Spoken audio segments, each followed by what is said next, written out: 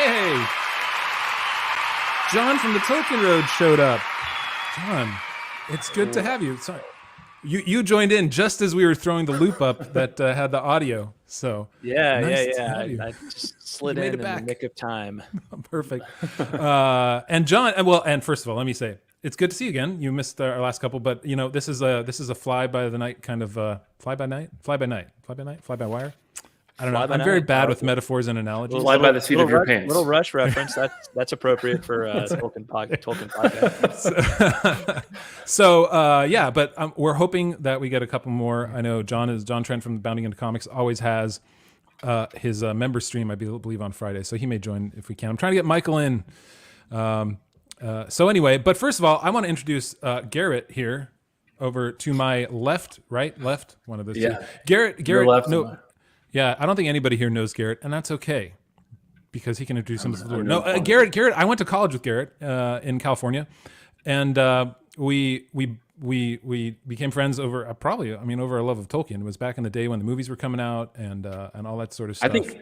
I think it was over our love of romantic poetry, and then we moved on to Tolkien from there. Maybe, and Shakespeare. I think we had Shakespeare together too, didn't we?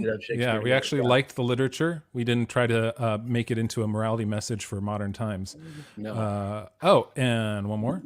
John Trent, welcome. Good to see you. Hello.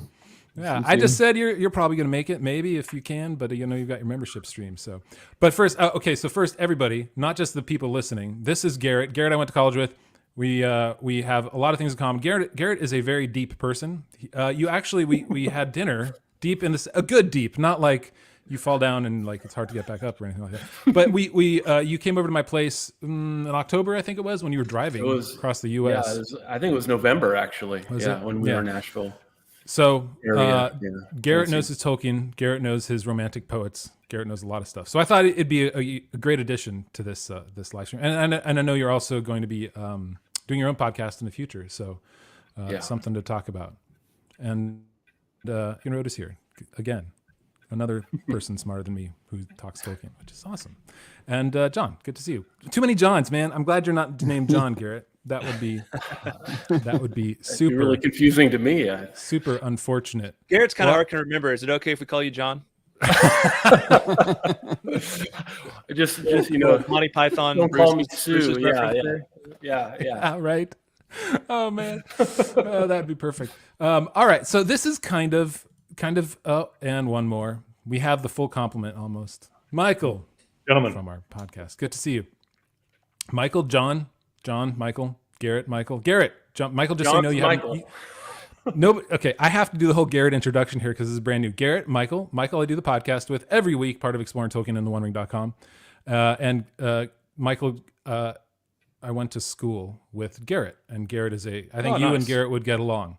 You can have deep theological conversations, like Catholicism versus Protestantism, whatever we want to go. But at least now I'm not the only Protestant on this panel.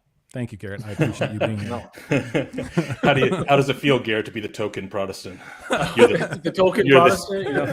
You're the Tolkien Protestant and the token. But you're also you're like a diversity hire, but right. But with religion. That's be the first time. Nice to meet you, sir. Good to meet you. All right, so this is kind of our gaming week, because we've got the Gollum game coming out. We've got the Tolkien MMO. Well, that's all I've seen. RPG probably that's coming out. But I wanted to kick off with this article here, which is Andy Serkis is down for the new Lord of the Rings article, or Lord of the Rings films. Which, okay, let me read part of it here. So he says that this is the new Lord of the Rings movies that Warner Brothers would be doing, new live action ones that they're planning, not the anime War of the Rohirrim, right? Am I getting that right? Is it the War of the Rohirrim, right? Correct. That's what they're calling yes, sir. Yeah, War of the Rohirrim. But when I think this article's inaccurate too, by the way. Is it? Again, I think they're misinterpreting what Pam Abdi and Michael DeLuca said about the films, because they're saying that they would be set during the Third Age, and I'm not sure if that's true. They haven't actually confirmed that. Okay, maybe they're probably assuming that because it's, again, only the appendices and nothing that's the appendices could be the Rings of Power, but I don't think we want the Second Age. I still disagree with you on that too, because I think we don't know what the deal is. We know that they signed a new deal with Embracer Group that now owns Middle-earth Enterprises, and that's all under Funcom. And I don't think they haven't released any details, as far as I know, on what it entitles. Right. From a marketing perspective, I'd be surprised if they went in the same realm as Rings of Power from Amazon. Or they're telling us they didn't have any rights to anything. Oh, besides the appendices. Well, so then this makes this even more interesting. So this was probably just somebody, question baiting Andy Serkis to say, "Oh yeah, I adore those guys." I would imagine he means it's Peter Jackson, Philippa Boyens, and Fran Walsh. Yeah, about that, and he's like, "I've spent so many years making films with them. I love their sensibility and their take. It's filmmaking on a different kind of level. You live and breathe it." And so, yes, I mean, they italicize this. And so, yes, if some opportunity were to come up, it would be an amazing thing. So, I mean, this is his job. So he's just saying he's open to work is what I hear. Yes. Yeah. It's literally why I did not cover this. Because I did look at this. I know. I'm sorry. I had to go to the Hollywood Reporter for this. There wasn't anything like. There's no really there. If any one of you want to invite me over for a steak dinner, I am open to it. I do. That's right. That's right. Breaking news. Garrett supports all things steak. Garrett is on the carnivore diet. This is like how Andy Serkis, I don't know if we can call him a household name, but he's made quite a career. He launched into quite a career off of just those original Jackson films, right? I mean, those kind of made his start into everything he's been in. And he's like, gosh, he's done so much acting beyond just voice acting. I mean, so it's like, like, why wouldn't he want to like hang with them for a while again? Yeah. I mean, and to be fair, everybody who was involved in the films, at least the first three, I don't know, The Hobbit too, mostly, but they loved being there. They loved the camaraderie. Like whatever Jackson does as a boss, I might be like, I think of it as like a good football coach, right? They bring the team together, and regardless winning or losing, like they hang together and they still appreciate each other and they still love each other in some ways. Like that was from what I got from covering it over 20 years ago, that was the underlying foundation that they had, is that they really enjoyed doing it. So everybody wanted to be there, and they were like, well, we're doing reshoots? Yes, we get to go back and we get to do reshoots now, right? That sort of stuff. Like they were really excited. So I'm sure he has that same feeling. They want to recapture the mountaintop experience. Yeah. Maybe. Get paid to hang out with your homies. It's good times. Because this doesn't capture it. Might be hard to without Christopher Lee though, right? Oh. Or that, from what I understand, he was one of the big Tolkien experts there that was pushing Jackson to not make the changes he wanted to make. It is said he had a copy of The Lord of the Rings in his back pocket all the time, and he was correcting them, and it's like, well, Tolkien didn't say this. And so he did make some changes. I know there are some, I can't remember what they are. Well, but maybe if Serkis is involved, he will have now read The Lord of the Rings, The Hobbit, and The Silmarillion. We can attest to the fact that for sure he should know his stuff at this point, because, when you read an audiobook, you got to read it a few times. So have any of you listened to his version of The Silmarillion? It hasn't come out yet. Yeah, I don't even think I looked for a clip. Have they released a clip anywhere? I haven't seen it. But I mean, I have the Lord of the Rings and the Hobbit. I've listened to large sections of it. I didn't listen to the whole thing with Serkis, but he does a good job. I don't really enjoy the original Lord of the Rings audiobook, so I think his voice fits well. And of course, he does Gollum extremely well in the books. I mean, he does change his voice then for all the different characters. Yeah, I mean, to the extent that he can, sound a little more feminine, sound a little more masculine. But yeah, it's still Andy Serkis through and through. Okay. He does a fantastic job. Like I was just listening to what's the chapter when it's basicly Faramir and Éowyn, like their little courtship. The Houses of Healing.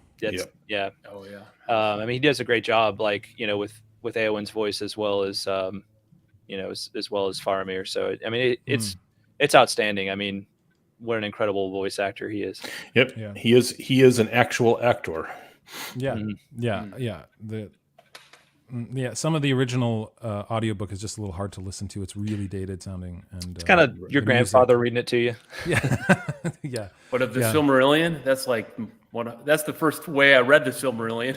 Yeah. To me, that's kind of classic. I don't know how you can And if you've improve on listened, the dramatization of it. But yeah, if you listen to the podcast, I mean, Michael knows that I really enjoy Martin Shaw's reading of it. It is like his voice, and as Michael will point out, he mispronounces a couple of words. So we'll see if Circus can fix that. But I really loved the original Silmarillion by Martin Shaw too. Here's what Andy Circus says. I'll read it for everybody's edification.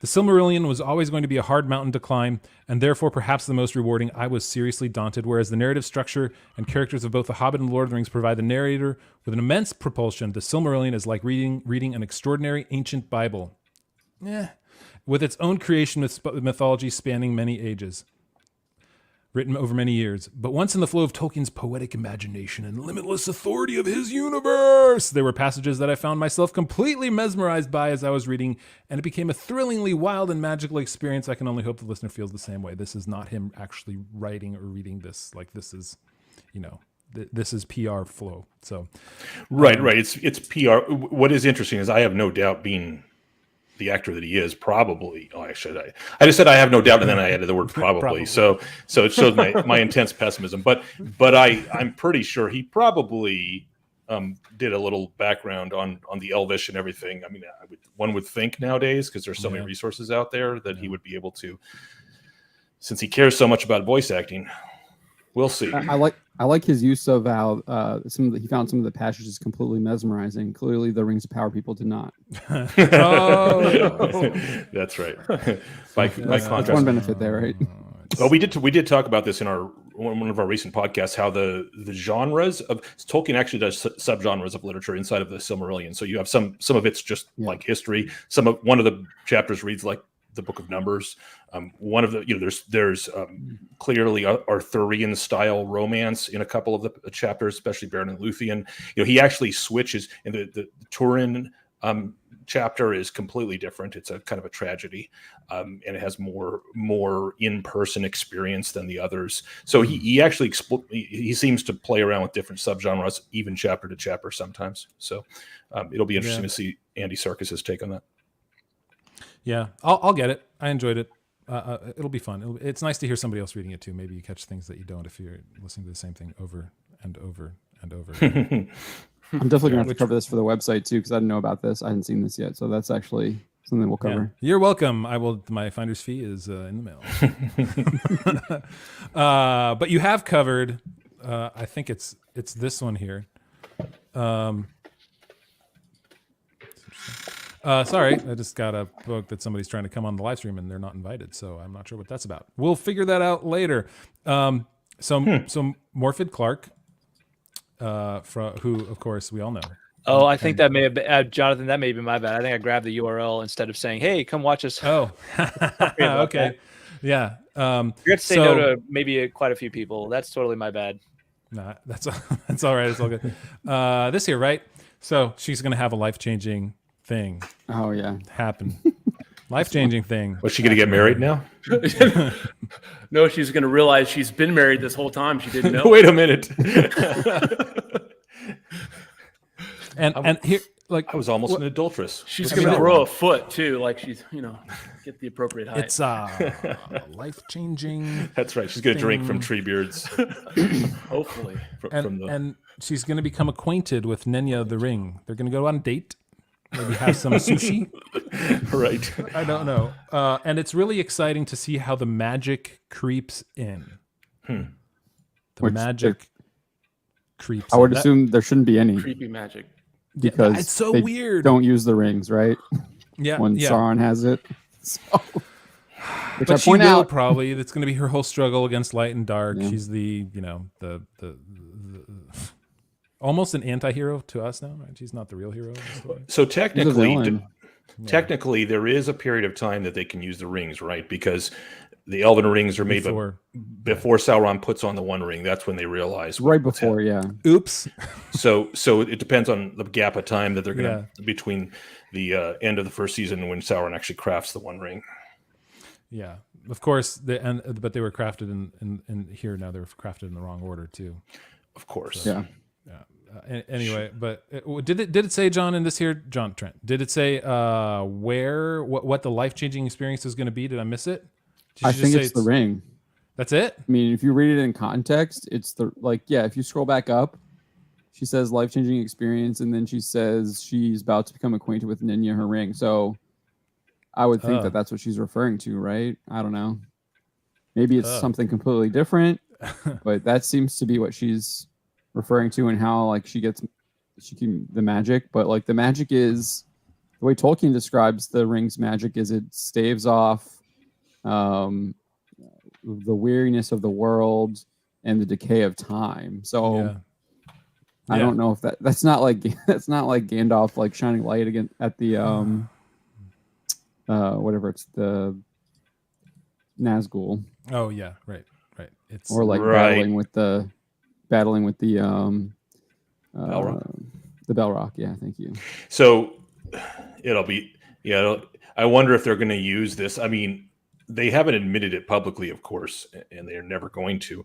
But there's no way that they don't know the negative reaction from the hardcore fans of the Lord of the Rings, and especially to her character. Now, they could, of course, double down, but what would be interesting would be if they did. She knows. She's addressed it. Yep. She said, "I would be on that side too."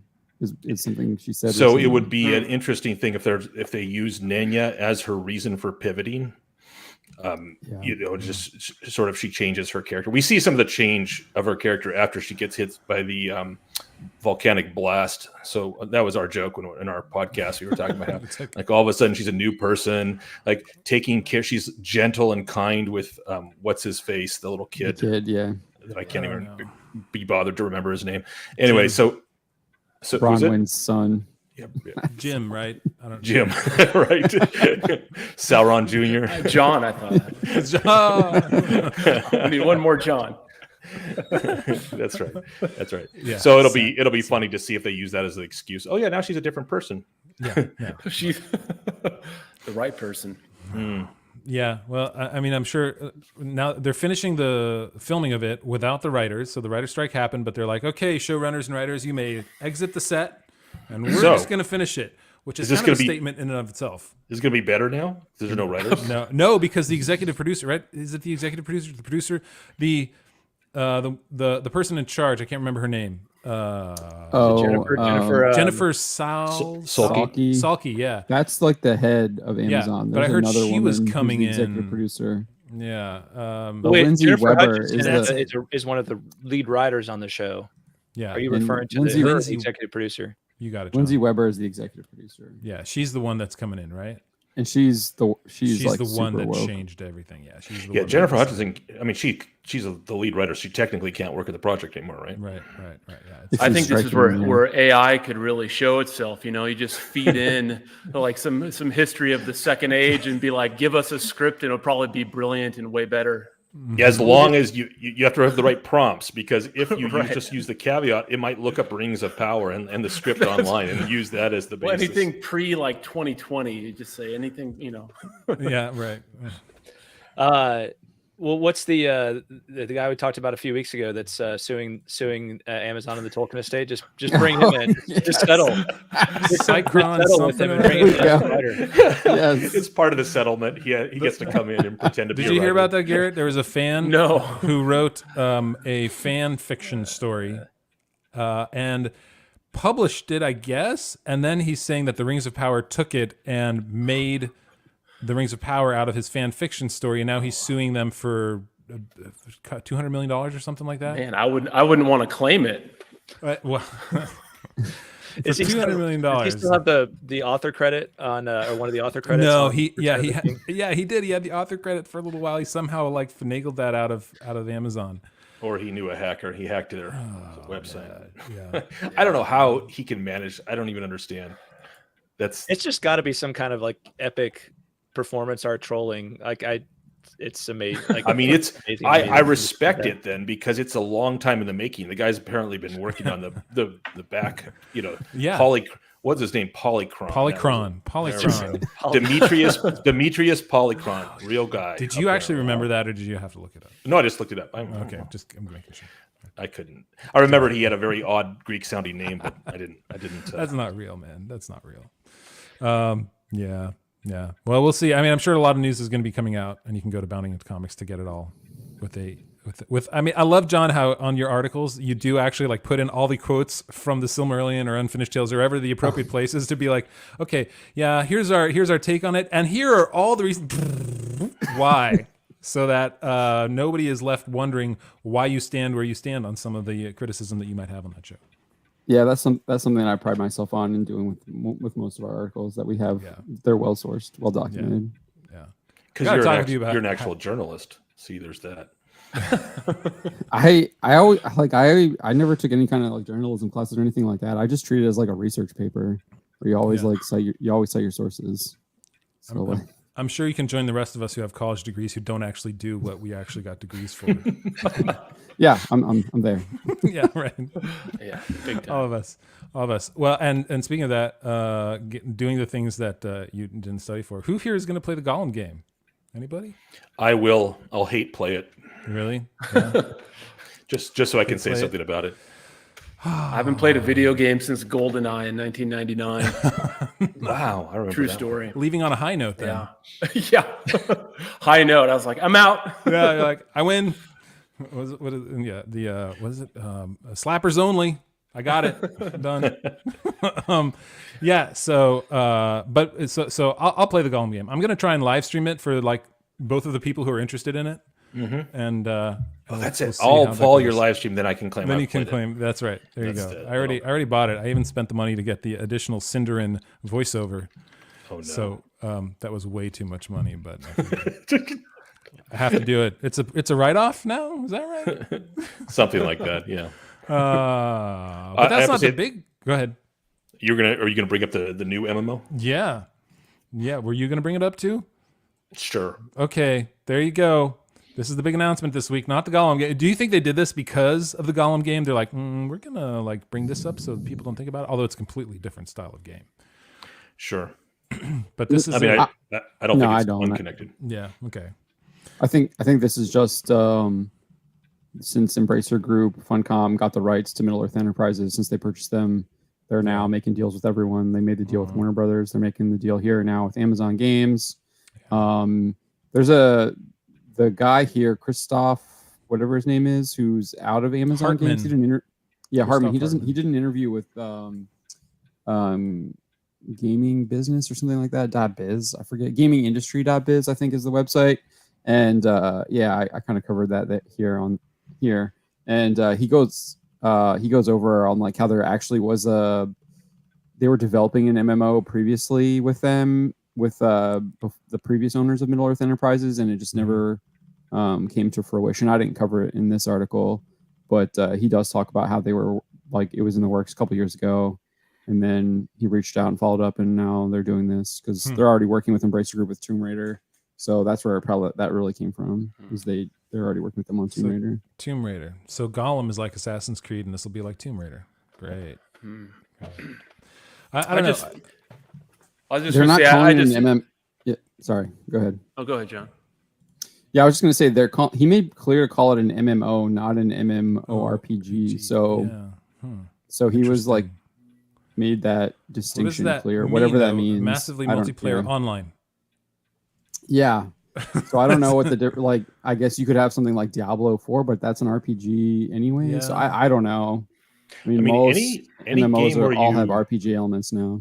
Exactly. I mean, any game where you're assuming the role of a single person and there's variation in the character creation, that's technically an RPG. So that's true. It'd be interesting to see where his distinction lies. I also think it'll be very interesting because Lord of the Rings audiences fans are a different sort from.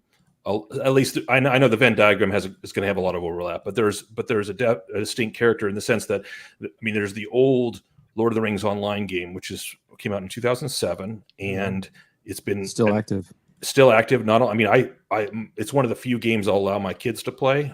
It's actually very true to it has all the changes you'd have to have for an MMO, but it's very true to the world. The folks that crafted the world are tremendous respecters of the lore, and they do a wonderful job 98% of the time on what they do.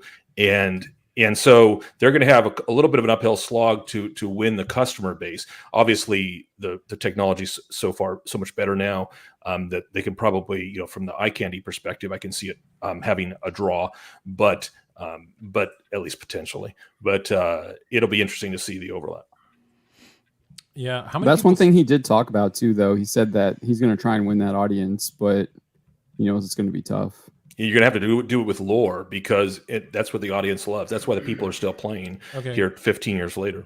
But let's be clear, because let me find the quote that he had right here. But for me, it's still very important that it's first a game and then reflection of the books second.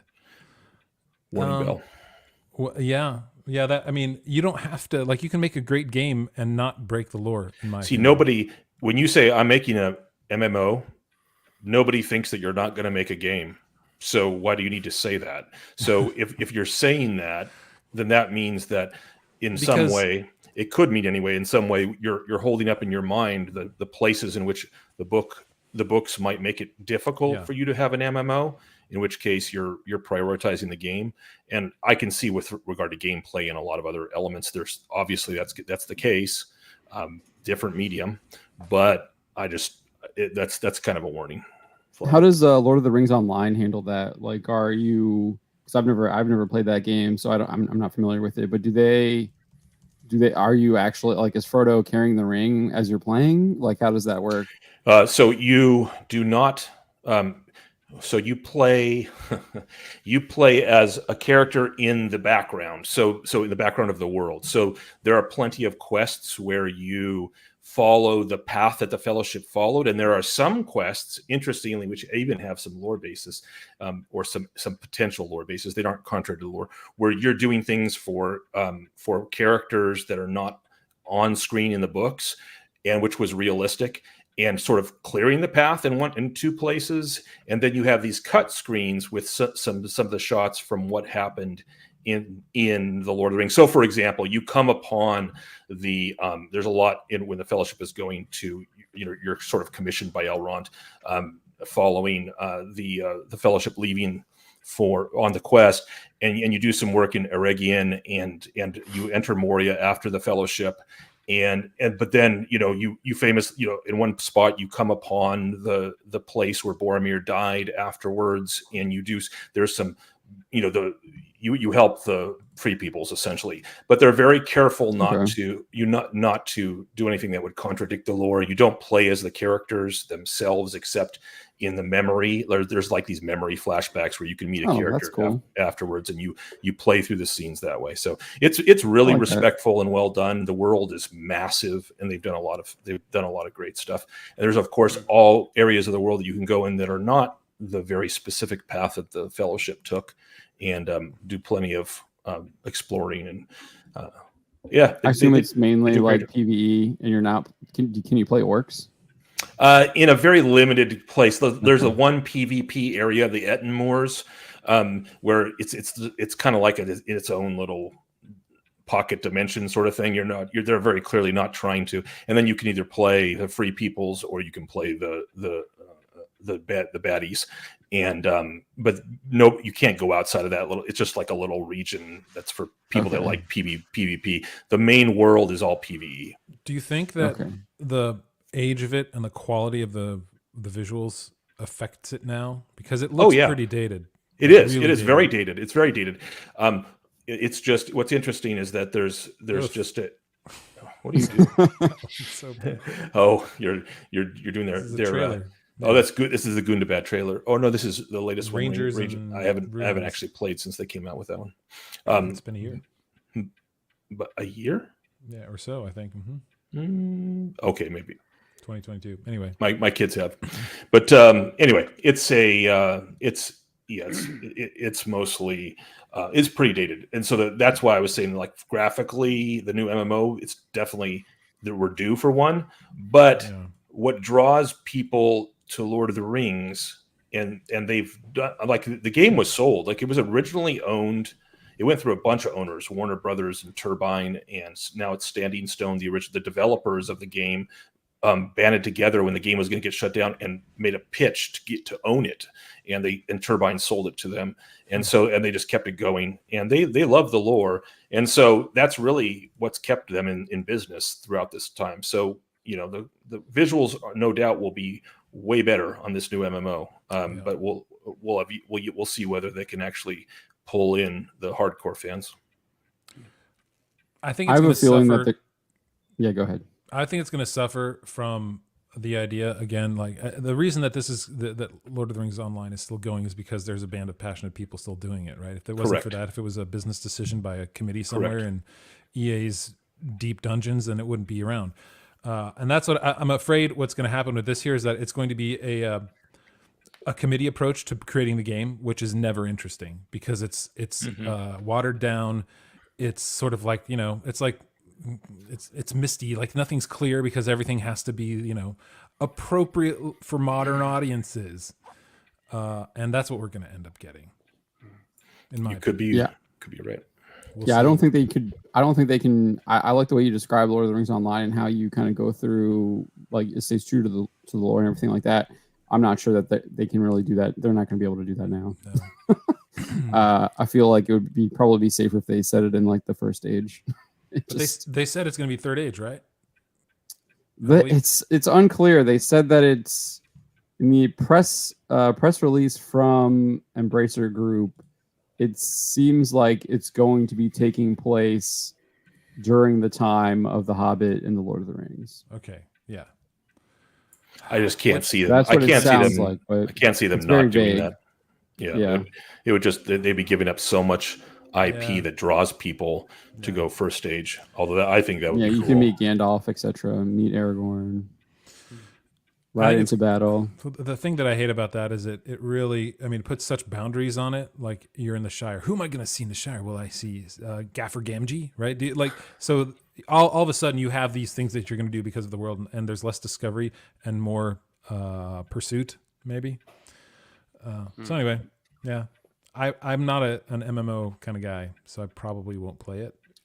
I'm surprised they're doing an MMO. They should do something more like what Dragon Ball Z did recently with Dragon Ball Z Kakarot, where they basically took the manga and the anime and followed it through with a video game.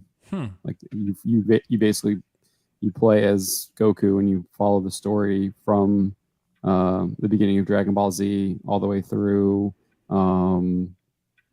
Up until Super, and they even have some of the movies too. And then I think that would be probably a better story where you're actually you can like hop between Frodo and Aragorn when they split off and stuff like that. Yeah, isn't that essentially what they're doing with the Gollum game? Is following like his story, the unseen story, so to speak, the whole way through.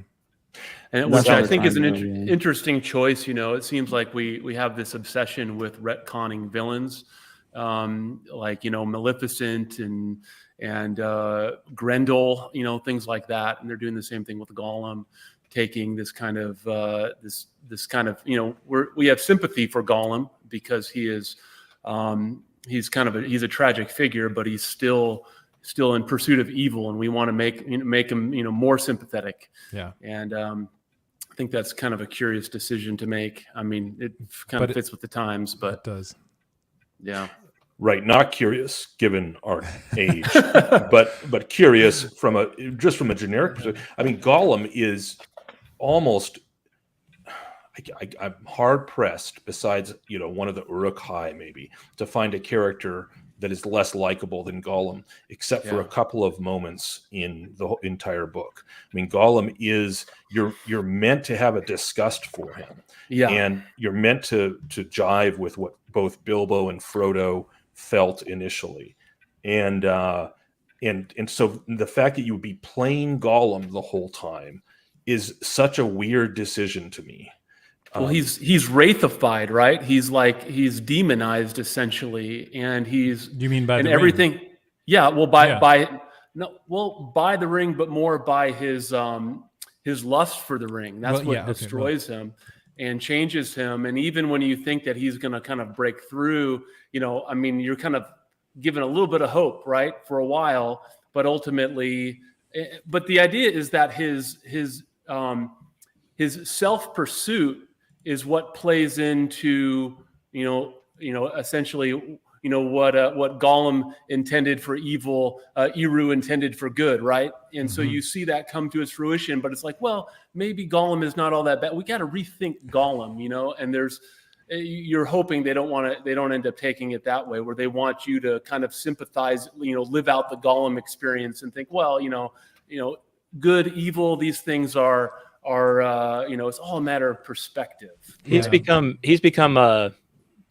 really since Jackson's films, he's become a pop culture figure, and he's a good amount of comedic relief in the films, especially, which, you can be really vile. And if you're funny, then, even if you have cute elements about you, it can make you a popular figure. But yeah, Michael, to your point, it is a really interesting, at least to consider that. This is a character that is just utterly, in the time of Lord of the Rings, is utterly vile. I think there is something else though with Gollum, as Tolkien wrote him. There's this kind of hopefully redemptive arc to him, which is very strong, and it goes through all the way, and unfortunately it doesn't play out quite the way you may hope for, but like you start kind of pulling for him at some point, because you can see that there is this internal struggle going on within the story. So there's some elements that do make him, from Tolkien, that do make him a increasingly sympathetic figure as the story goes along, but also right up until Shelob's lair. And on the stair of Cirith Ungol, you have that final moment where it actually says that he looks like, there's a moment where he, even watching Sam and Frodo sleeping next to each other, touches his knee, right? That part. Like he touches Frodo's leg, and he actually changes. Like he looks like just a very, very old hobbit. And because he wants the love that they have for each other, that friendship, he just, and that's the height of it. And then Sam wakes up and mistakes his aim and calls him a sneak, and we have that funny dialogue. And then from there on, it's downhill, because he betrays him to Shelob, and then tries to kill him over and over again. So that moment I see as the peak that began in the Amin Muil and the Passage of the Marshes. So I agree with you, John. There is that arc, but after all, that's a short period of time for Gollum. And the game's not exploring that at all. That's true. It all happens before the Lord of the Rings. Well, I'd even counter that. I do agree that the game's approach. I don't get it. I've been hearing about this game for years, and not that I'm much of a gamer, but like. Just a cash grab is all I can figure out. Who is asking for the Gollum game, right? Like you can make a point for the MMO, right? You can say like people play want to him maybe in a but I was like, you know what I want? I want to pretend to be Gollum. I want to eat fish. Says no one ever. Yeah. And I don't even know. It's going to be really interesting when we play it, because I have no idea where it's going to go with the play style. Like, is it really just sneaking around the whole time? Because it's not like you're going to be upgrading him. He's not like, unless they are, maybe, I don't know. Maybe you get a better ability to control the ring or something. I looked at a YouTube review of it. Apparently there's going to be some parkour. So, that's like Assassin's Creed without all the interesting things. Which they've changed that franchise though a lot too. So I would counter that what we don't really see a redemptive arc with Gollum. We see more of a damnation arc. Like he kind of has a high point and then it goes down, right? As opposed to having a low point and coming up, so to speak. And that's something that I think in Tolkien's cosmology, that is he shows all sides, because you have redemptive characters and you have those other kinds of characters where you get the full spectrum of how humans, act in a moral universe. Yeah, what we see is, what I would say, Garrett, is we see the struggle. The arc is a struggle. You only call an arc redemptive or an arc of damnation because you know the end. So in the middle, we see the potential for redemption as he's leading Sam and Frodo through the marshes, and then saving their lives multiple times, and then leading them. There's that chance, outside chance. So you're telling me there's a chance. So and then it ends up as an arc of damnation, which nevertheless Iluvatar uses for the good of Middle Earth. But there's during the struggle, there is a potential for redemption. And well, Tolkien never says he's like outright says that Gollum is like a damned figure either. He talks about it some in one of his letters. He never he debates that with the orcs. He never too. commits to that fully. But the other thing I would just highlight with Gollum, I mean, Gollum to me he's just a fascinating character, and is the way Tolkien wrote him. So the other thing is just knowing when you learn the backstory and you learn how he came into contact with, this just like he's basically a hobbit, right? And he comes into contact with this artifact, which he has no idea what it is. But it's like, it's basically like just, this tiny little figure coming into contact with this humongous, almost, essentially demonic presence. Right. And it's like coming up against some radioactive thing. And he's just like, he has no idea what it is, but it just grabs him, and he has no protection against it. So, I look at that too. And I think like that makes him, to me, that makes him a more sympathetic figure. I don't know. I'm more open to, maybe just less pessimistic. I get it. And I think it's kind of silly to have a game about Gollum, purely about Gollum, but, I love talking about Gollum, and like, he's a totally fascinating character, to me from the Legendarian perspective. I like the contrast between him and Frodo, and even him and Bilbo. Cause you're talking about how he's like so corrupted and everything. Whereas like you see Frodo actively like fighting the corruption, Bilbo fighting the corruption. Yeah. And they obviously Frodo, and when it comes to the final moment, he's not able to fight it either. Like Gollum is the one that has to do it for him, like because he can't toss it into the fire. So I do find that interesting too, though. I like that juxtaposition. Yep. I mean, and nevertheless, Tolkien goes to great lengths to show us what a despicable creature he is. I mean, he literally eats babies, and Tolkien talks about it. So you don't get more vile than that in one sense. It's just, and then he gives him a possibility of redemption. Very Catholic, not very Calvinist. I knew that was coming at some point. I knew it. I'm starting to feel the tension there. So then it's Tolkien's cosmos. It's not it's not Jonathan Edwards, that's for sure. Yeah, that's true. Yeah, we'll need to get Austin Freeman on this in a couple weeks to talk about all the theological ramifications that we're discussing now with Gollum. That'd be great. I'd love to. He'll be back. He'll be back. He's just got to finish teaching at a real school. Well, that brings up a question I thought too. I posted this poll this week here on Twitter about my son. I asked him after the movie. He's like, "So who's the hero of The Lord of the Rings?" And he thinks about it for a minute. He's like, "Sam. Sam's the hero." That poll is I'm surprised that Frodo got as many responses as it did. Because Tolkien makes it very clear that the answer is Sam. He specifically says it's Sam. Well, so thanks for ruining the discussion there, John. That's what I do. I go back to the source material. It's already been answered. All right, we're done. See you, everybody. No, just got the Tolkien. No, but here's the thing, right? I mean, it's the story. The story is Frodo is the protagonist, more or less, right? He's the central character, right? And the central character, 99% of the time, is the hero in heroic stories. And I don't think you can say that. I mean, there is a heroism to both of them, and so does Gollum have a heroic part to play in a way, because without him there would be no destruction at the end. Not that he would be the hero, but of course there's that.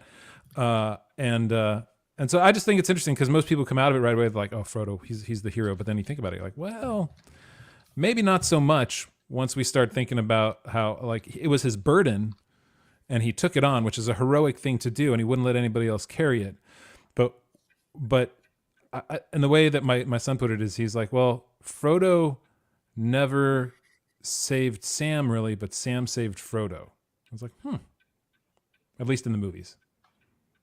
I was like, that's an interesting point and a good way to put it, because the hero, he does what he needs to do in order to lift up those around him in the end, right? He's doing that to lift them up, to save them, and that was Sam's goal with Frodo, more particularly, whereas Frodo was doing it because it was his burden to bear. Anyway, I don't know if you guys have any thoughts about that, but I just think that's a false dichotomy. I think there's multiple, hero arcs in Lord of the Rings, and you do see, when we get to the Scouring of the Shire, Sam kind of elevates while Frodo diminishes. But really, I would say that in the sense where Sam physically carries Frodo at times, it's Frodo, through the loyalty that he's gained from Sam, carrying Sam on this adventure that then gives him the character and the development of having seen the broader world to be able to assert himself and go on to become a significant leader in the Shire later on. And so in a lot of ways, if Sam had never left the Shire, he wouldn't have been able to develop in that kind of way. And it's really Frodo's willingness to go on this adventure and Sam's need to follow him because of his loyalty that causes him to grow. And so there's kind of a dueling heroic journey there, but just a different kind. Mm-hmm.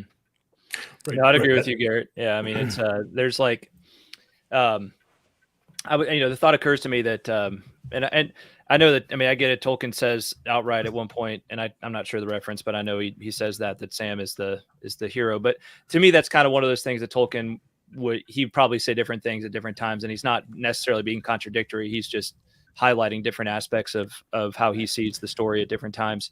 But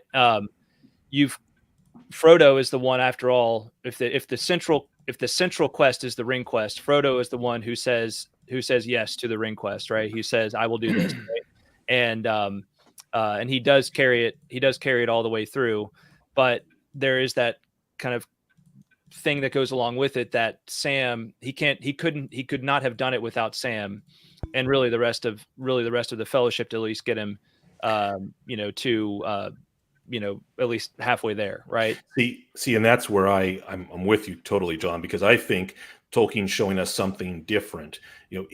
As a the man that he was, the expert in mythologies, the person in his books that should be the hero, according to the classic archetype, is Aragorn. Mm-hmm. He's the classic. He's the king. He's returning into his own. He saves the people. I mean, he is but we're meant to identify with the hobbits more than we are with Aragorn's as readers. And then there's the fact that, as Jonathan said at the beginning, Frodo is the protagonist, and you supported that with some of the details just a second ago. So you have that, and then you finish with Sam, and at the end of the story, we're left with Sam, like he's the last one that we're left with. As readers, we're carried with him. He's our final steps, and so all the way back into the home, which is the best ending ever. So there's I think Tolkien's showing us different types of heroes, and he's just putting them all in the same story. Right. So I mean, Gandalf's the hero of the story in one way. I mean, he's kind of like the most savior-like figure that there is in the story. He's the incarnated hero. Right. That's right. He's kind of the representation of divinity on Earth. And he would, of course, quibble about that if he were to hear me say that. But he is in fact literally, as you said, Garrett, incarnated, and so he's a Maiar incarnated into flesh, and so he is, so he's a hero in a way, and so there's so many different heroes. Faramir has, in fact, one of the most heroic arcs, though his part is small. He was the one that Tolkien identified with the most, and the one I love the most, because my favorite as well. Yeah, and so I mean, he passes the ring test of all men. I mean, Aragorn had a head start; he knew it was coming, but Faramir didn't, and he passes the ring test among men, for whom the rings bear a special draw, or they seem to anyway. And so there's a case to be made for a lot of heroes, of different types. I'll read exactly what Tolkien wrote. This is in letter 131 to Milton. It was 131? I was going to guess 133, but okay. Yeah. All right. So he wrote, "I think the simple rustic love of Sam and his Rosie, nowhere elaborated, is absolutely essential," his italics, "to the study of his," meaning Sam's, the chief hero's character, and to the theme of the relation of ordinary life, breathing, eating, working, begetting, and quests, sacrifices, causes, and the longing for elves and sheer beauty. So that might have been the better question on who's the hero, who's the chief hero, because that's, we're quibbling about, like, there are certainly other heroes in the tale, just as there are in any other heroic tale. There are, his the band that goes with him. That's a standard hero with 1,000 faces kind of thing. But who's the chief hero? And that's hard to pin down because the story starts with Frodo and ends with Sam. Right? It starts, and so that makes it hard because, like, who are you really following? Because if we're going back to the Joseph Campbell hero with 1,000 faces idea, right? You follow the hero's journey. But maybe the hero switches in the middle of the story, and that's how Tolkien wrote it. Yeah, I think inspired by his experiences in World War One. Yeah, exactly. Yeah. I was just that thought occurred to me too. He makes so much of Sam as a representation of these kind of various men that he knew, who in a lot of cases were just 18, 19-year-old boys who were, thrust into the trenches of World War One. And he, in a way, and again, like, he talks so much about, like, looking back after he wrote the draft, and, like, it's the whole religious and Catholic work, what does he say? Unintentionally at first, but then as he was editing it, and intentionally. And, looking back and seeing through this story, like, wait a minute, Sam, this is why I was telling so much, why Sam became more and more important as the story went along, in a way he wanted to pay tribute to these nameless, faceless men that he knew and saw give their lives. Every man. Yeah. Well, the foundation of, a World War One or a World War II, where you have an overcoming of this great evil, it's easy to look back and be like, oh, Winston Churchill, Eisenhower, these kinds of figures, they're the heroes because they're the ones that were seen and planned. But at the end of it, you're dealing with your basic level infantryman who is doing this because he does have a family at home that he wants to preserve, their way of life for. And without that kind of commitment to family, household, country at the most basic level, the great generals can have all the schemes, but it's not going to come to fruition. And you see that with obviously with Sam, with, wanting, thinking about Rosie and his gaffer and, the basic comforts of life, good food and things like that. It is the thing that sustains that whole journey for them. There's a quote from the Waldman letter, and this is one of my all-time favorites. He says, he's talking about how Beren Luthien is the chief of the stories of the Silmarillion. And then he says, here we meet, among other things, the first example of the motive to become dominant in hobbits, that the great policies of world history, the wheels of the world, are often turned not by the lords and governors, even gods, but by the seemingly unknown and weak, owing to the secret life and creation and the part unknowable to all wisdom but one. That one is just one of his most magnificent that's a wonderful insights quote into the story. Yeah. The wheels of the world. Turn. That's kind of Chestertonian too, like there's a lot of Chesterton kind of floating around of that same type. Mm-hmm. Absolutely. Right. Using the literary flower to describe sort of innate truths about the world. The apostles were fishermen for the most part too. Right. Yeah. So I think Gollum was a fisherman. in the world. Judas betrayed Christ. Was he a first? I don't know. Was Judas a fisherman too? I think don't so. know. I don't know if he was a fisherman. He seemed pretty intent on the money bag. Not that you can't. Matthew was pretty intent on the ring. Huh? So what we're really saying, when all is said and done, the game that should have been made is that.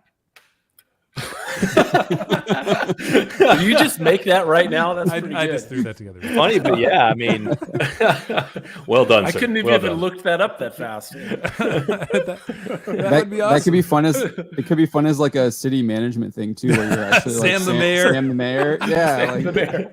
that could be fun. Sam Gardner. Hold on, who's that guy? There were still orcs on the edges of certain things. It'd be fun. You could hear Hobbit So- bows twang.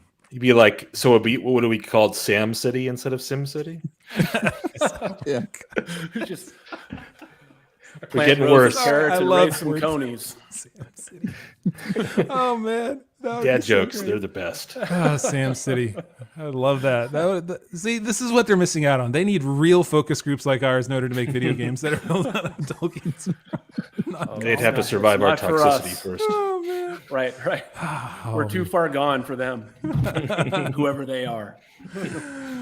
Oh They, man. them. No, let's not go there. Okay. I'm going to move us off of the whole Sam Gollum Frodo thing. I'm sorry I pushed us into that direction. That Why? Why? No, It's- no, it's wow. fun. that was great. That was great. We got to read some great Tolkien Good discussion. quotes. yeah, no, I know. I'm not actually serious. This is like me being okay. I'm just trying to push us off. I'm sorry, everybody else who's listening. I'm pushing us off. Okay, so here's the other article that was brought up. I should have brought this up earlier when we were talking about the Rings of Power. This is from the dude J.A. Bayona, who is the? It's like the first. He was the director. Didn't he of, direct like, the first two episodes? Yeah. Yeah. It's an interesting thing. He's like, they're talking about how they use the landscape to tell the stories, and I'm like, well, maybe you should have used words. Generally, a better idea. I mean, Well, I not read that and I said- wrong. I said they Only didn't part do. I found interesting. Yeah. I just think they didn't do a great job. Like, and I don't know how to I don't know how to explain this, but I did not. When I went to see Return of the King a couple weeks ago, extended edition on the big screen. Yeah. Thanks, Jonathan. I was just blown away again by how magnificent all of the landscapes were, and I'm like that fits Tolkien's, that fits the work. Yep. I was just underwhelmed. I was like, this is 20 years later, and I find their use of landscapes underwhelming. My biggest one was, and I don't know that it's necessarily in what they show, like in like particular scenes, like that one right there is like, it's a really nice shot and everything. Yeah. But That's Mordor. just from but just from Thanks, like, John, for the reminder. Goodness. just from Numenor perspective, right? Like the one I like to call out is when Galadriel is riding horseback across Numenor, and she's going from the east end of the island to the west end, and it's like a cup. It's like Numenor is basically the size of France, and she like does it, and it's like that. There's no like shots that indicate that like, wow, this was kind of a a longer journey, and then of course it's interrupted by the weird face she makes. Yeah, I'm wondering, like, did she hold that smile the whole way, or how did that go? You know what I want to see? Oh, there it is. Yep. Thanks, Jonathan. That's the first one I found. Thanks for bringing it up. Oh yeah. Oh, wait. Go back. Can you see the city in the background? Is it like there's the city? Is that it? Is that the city keep walls going, right keep there? going. Keep going. There. Oh On the yeah, left. look at that. Oh yeah. Huh. Or maybe Look at they that just amazingly shot that- gorgeous. They did all that, and you get like 6 frames of it. Well, maybe they just shot that in like North LA County. That's just Malibu in the background. That probably is. Yeah, it looks like Malibu actually. It kind of does. It looks. Yeah. So and then the camera spins or something. So, John, you were going to say that something about It's the size the of distance. France, and they're on the beach. Well, that looks like where I was this morning, actually. Oh, Nice. Oh man. surfer. Humble brag. Yeah. I mean, humble brag. That's right. yeah. I mean, I don't know. The scale is small, right? Here's the It just problem that I have. It just underwhelmed me. They do all these great wide shots of the city, right? I don't think I have them all up here. Well, this is the famous The face. Yes. the face. I don't know why I don't know what. This is the first thing. There you go. There it is. What That in should the be world? that should be the clip. for Everything our- they The spend all only this time she time. smiles in all 8 episodes, just it's right there. That's right. But on the back of a horse. There we go. Perfect. It's still something really weird to like think about. Anyway, so the scale. Let me go back to that article here. The scale of it felt really big like this, but so the scale was big, but the scope was small. Does that make sense? Yeah. Where you didn't feel like there were no big giant armies, right? When I watched, like you, John, I watched Return of the King, but here at home, those armies were massive. Like I remember when the Rohirrim left Dunharrow, right? You can see down the cliff, and you see all the 13,000 or so, I think, of the Rohirrim gathered six there. At that point. Or 6 at that point. Okay, and they all start going out, and I heard a couple of my kids go, "Wow!" Like, because it was massive and it was impressive, and the shots went up from up close, so you knew the characters, and they were in this, and then they went wide. This here had like all these long shots, and then they stayed super close when they got to the characters for long periods of time. It's like when Galadriel is escaping from the dungeon in the prison, you never see what she's doing or where she's going. They're only like in the city, and they show her, parkouring from one place to another to jump down, and then literally like half a block later, she catches up to Isildur. Yeah, and it was quite extreme, because even when they had like the whole episode of Battle of the Village, which in what was going to soon become Mordor, I almost never feel this way, because I love battles, military historian guy, and I was looking at that like, I don't care about this village. Like it doesn't matter. Yeah. Nothing matters here. It's just the scope was so small. I agree with you. It seemed like Elrond would just pop over to Moria like in the afternoon, and I was like, wait a second, is it that close? I don't think so. He just strolled. Yeah, he did though. Strolled over. But I thought, visually, it was the only thing that really kept me interested. Like the script itself, the dialogue, the characters, everything was so off to me that the only thing that I actually found engaging was some of these beautiful vistas. But at the same time, like that, like what you're describing, like the lack of continuity of space, it also didn't really work. But sometimes it give this great panoramic shot. You're like, wow, that's really beautiful. And then you just kind of have to hold on to that for a while and wait for the next one, because everything else happening was just kind of some people didn't like the two trees shot. I actually liked it. I thought that was really cool. It was great. It was good. They should have left that and done no other trailers or anything else, and people just put out a poster. Yeah, right. A screensaver. Saved themselves a lot of marketing. Here's the show. Just 8 hours of this shot. For the real super fans. It just shows the potential that's there that was just wasted, Yeah. Well, maybe we'll get to experience with the trees with the next game, Ungoliant. Because everyone's asking for that one. After young Shelob. I know Bayona didn't do the dwarf stuff, but I thought that looked like generic World of Warcraft stuff. Yeah. She's not bad. She's just misunderstood. Feel like Tolkien at all when you were with the dwarves. It was not Moria. Yeah, the Moria that was in the films. One, it's a little more realistic. When you have these huge, like it's a huge chasm, and we've got these beams of sunlight coming through. It does feel like, okay, now I have to move the mirror to make it catch the other mirror to go down to open the door so that I can get into the thing like a video game. Well, also was really clear. I think we even mentioned this in our podcast. That one vista shot where when they first enter Moria, and you get the quote unquote money shot on how look at how vibrant it is with dwarves. It literally looked like someone had just taken like dwarf home spray paint and spray painted them on the walls around the. I mean, there was nothing realistic dwarf about home spray paint. Yeah, it looked cheap. No one would ever build like that. The way that it was laid out, it was just not realistic as a city, as a dwarven city. It was just like dwarven spray paint on the walls, and that was it. And I think that's where when you say behold the dwarven city of Dwarrowdelf is what I think Gandalf says in the films, and it is impressive, but it's not like video game impressive, right? It's impressive because it feels huge and big and old, and even though all you have is shot of them running through, and you're like so far up, and you get that of just how massive it is and how tiny they are. Mm-hmm.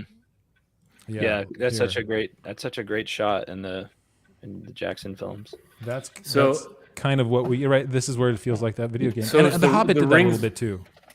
Is the Rings of Power like a secret plot to get people like me, who are a huge detractor of the movies, to defend them and love them?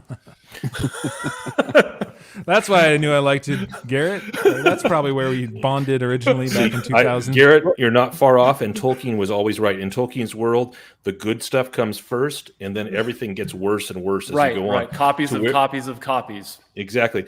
To where by the third age, they're like looking back at Numenor going, it wasn't that bad. It was pretty good. And Numenor, the first age, looked really good. And so here, Rings of Power is like, we're looking back. I won't say the Hobbit movies look good, but after this, I have less ire towards the Hobbit movies than I do towards Rings you know of what Power. I dislike about this? It feels so unstructured. And for the dwarves and their architectural style, it's not a dwarven city. Yeah, it's so haphazard. It's like, we just, here is the shelf in the middle of the giant cave. That's where we're going to build. Whereas the dwarves would have been like, here's how we're going to force the rock into the way that we want to build it. Right. And it looks like World of Warcraft to me. That bridge that goes like up then down, then up then down again. Like, what's the logic of that? There. Yeah, keep the dwarves in shape as they go up in that. Those little legs. It takes a long time to go up those stairs. Oh man. Well, even the homes look weird. They look like Eastern architecture. Well, they do, and also the way they go into the pillars, it looks. I mean, they look like hive mind dwarves or something. Like they're a bunch of insects burrowing. Well, I do think they're the dwarves definitely have kind of an Eastern aesthetic. I mean, that words like Khazad-dûm and things like that certainly come from kind of an. I think John dropped out. I might have actually done it. I think that was my fault. Oops. But like not Eastern like India, Eastern like Ukraine and Bulgaria and Eastern things European, like that. Yeah, Eastern European. Yeah, from a language perspective, do you think Tolkien would have carried that through to architecture if he had had a chance? I think so. I mean, to some degree, kind of like that. I think of like a city of Prague. Not that I've been there, but I've always wanted to, and the kind of the architecture, that kind of like Eastern Gothic. So that's my favorite European city is Prague. Love Prague. It's much more delicate. It's less that like there's no blocking. The blockiness that you see here is not Prague-like. But I get what you're saying, which is like the old stonework and the Gothic elements to it. Maybe that's what they were trying to go for. They failed miserably. It looks like I was going to say like John Trent. I'm not seeing any of that there. Yeah. Like you were saying, John Trent. I think it was made to be a video game vista. This was a video game vista. It's what they do in video games. It's like the place where the player is going to be walking, which is on that bridge, it must have everything look the most impressive from the angle as they walk. So that it's like sort of spray paint on homes and like this is the way and cool architectural features that are totally unrealistic. It feels like AI generated art because like you get all. Yeah, I was going to say that exact same thing. Yeah. Like beautiful, and then you start to subtly realize, wait a second, everything's a little bit out of. So is what we're seeing here 2019 ChatGPT at work, or the AI version, the art version of Chat Midjourney 2019? Midjourney doing it there. So you guys probably know a little bit more than I do on this. Like, is all that grass growing like accurate? Because we don't see any of that. No. There's nothing growing in the Jackson films. No. And I don't know. It only grows. I'll tell you, it only grows because there is love there. That's right. They made that clear. That just seems like I just found that bizarre too. Like, why did they include all of this? Like, because it's vegetation. A video game, John. Because this is you're right. It is a video game. Yeah. Because green appeals to humans. We love the green feels like life. So they. But the answer is the dwarves. The dwarves did actually. They did actually grow things, but they used mirrors. So it would have been very specific fields that, they used mirrors to reflect sunlight down into these very specific places. It wouldn't have been all over the place like the Hanging Gardens of Babylon crap that this is. So this is looks totally like they need some weed killer. I think they need Sam to trim the verge. Come over. Well, okay, guys, and I know. Sorry, John had to leave. John Carswell from the Tolkien Road. So go follow TolkienRoad.com. Find his podcast. He had to head out though. And we appreciate him coming in. It's always tough in the middle of a work day, but thankfully for those of us who work from home, we can sometimes rearrange our schedule. Or those of us who are on vacation. Yeah, that too. So I think we have to bring up, because we've been talking a lot about how, Rings of Power, not exactly what we wanted to see in Tolkien, because there's nothing new in the world. There's nothing, like, nobody has any good ideas anymore. There are no good stories coming out of Hollywood. That's what it feels like. Very few. No. Well, technically, there are no stories at all coming out of Hollywood right now. Outside of Tom Cruise, there's nothing. Outside of Tom Cruise, yeah. But we have Indiana Jones and the Dial of Destiny coming. I thought we could talk about this just a little bit, because the reviews are coming out today. How old is Harrison Ford? How old is he? He's 80. He's in his 80s. He's 80. He's 80 right now. And so, is he going to declare his candidacy? He's like the that's right. It's time frame. But so Rings of Power, I think they announced, John, and you probably know this, didn't they announce that they will only have female directors in season 2? Is that Rings of Power? Yeah, I think so. Which, that's correct. It's going to make the show that much better, there's 4 because of them there will be for 8 a episodes. different chromosome filming it. I mean, to make that a point of, like, this is why it's going to be better is a little bit sad, considering they didn't have any room to fall any further. But we're getting that now with the Dial of Destiny. Christian. It was this is Hollywood and Toto, Christian Toto. Oh yeah. But he's got, he kind of goes through some of the quotes, and it's not just that it's woke, right, in the sense that, right, they have this whole stupid capitalism coast. I stole it, then I stole it, then I stole it. It's called capitalism. I'm like, oh jeez. But she is apparently a Mary Sue type of character. His niece, his goddaughter, whatever that is, I can't remember. Is it? Yeah. And so the reviews are coming out, and it's not good, right? And I'm wondering, one, is it going to be worse than the Crystal Skull, Kingdom of the Crystal Skull? Which did you see the clip that they released? It's like this car chase scene, and she's just like berating him, the entire time, the whole time. Right, and she becomes like, she's super strong. She never. There's a quote I think I had. I'll see if I can find it, about how she can punch. She's quick-witted. She has all the problems. She's not. She has no.